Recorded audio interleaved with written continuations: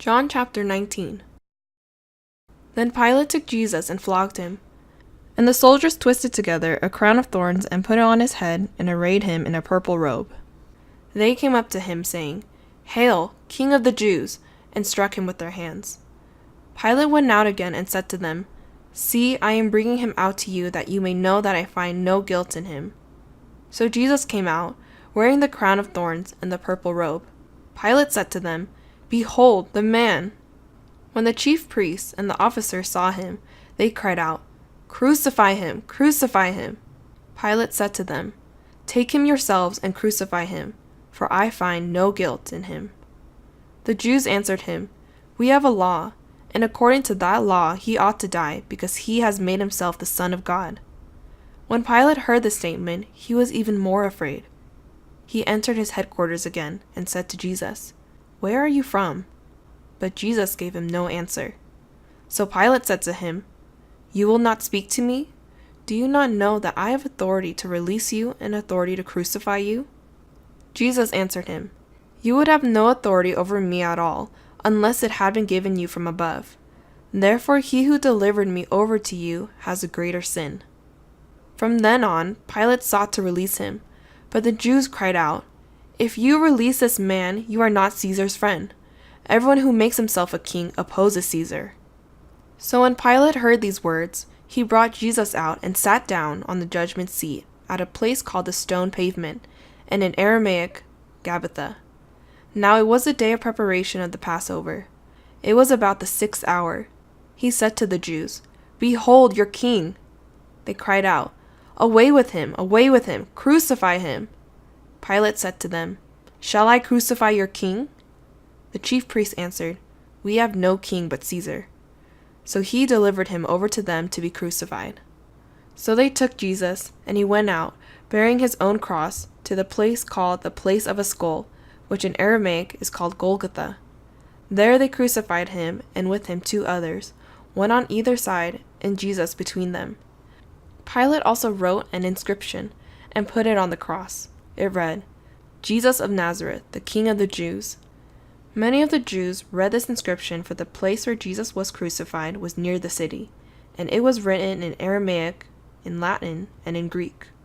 So the chief priests of the Jews said to Pilate, "Do not write, 'the King of the Jews,' but rather, 'This man said, I am King of the Jews.'" Pilate answered, "What I have written, I have written." When the soldiers had crucified Jesus, they took his garments and divided them into 4 parts, 1 part for each soldier, also his tunic. But the tunic was seamless, woven in one piece from top to bottom.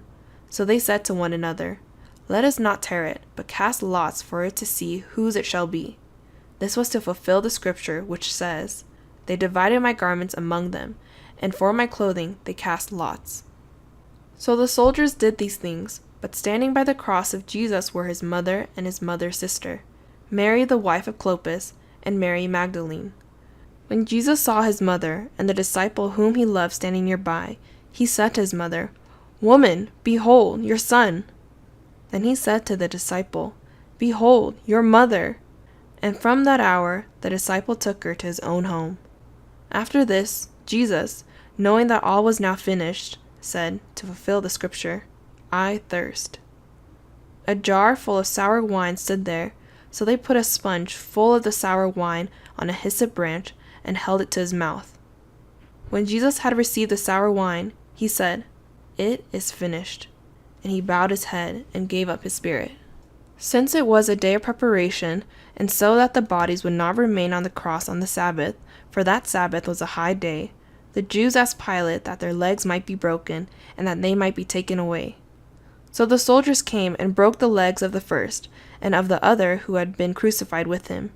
But when they came to Jesus and saw that he was already dead, they did not break his legs. But one of the soldiers pierced his side with a spear, and at once there came out blood and water. He who saw it has borne witness. His testimony is true, and he knows that he is telling the truth, that you also may believe. For these things took place that the scripture might be fulfilled. Not one of his bones will be broken. And again another scripture says, "They will look on him whom they have pierced." After these things, Joseph of Arimathea, who was a disciple of Jesus, but secretly for fear of the Jews, asked Pilate that he might take away the body of Jesus, and Pilate gave him permission. So he came and took away his body. Nicodemus also, who earlier had come to Jesus by night, came bringing a mixture of myrrh and aloes, about 75 pounds in weight. So they took the body of Jesus and bound it in linen cloths with the spices, as is a burial custom of the Jews. Now in the place where he was crucified there was a garden, and in the garden a new tomb in which no one had yet been laid. So because of the Jewish day of preparation, since the tomb was close at hand, they laid Jesus there.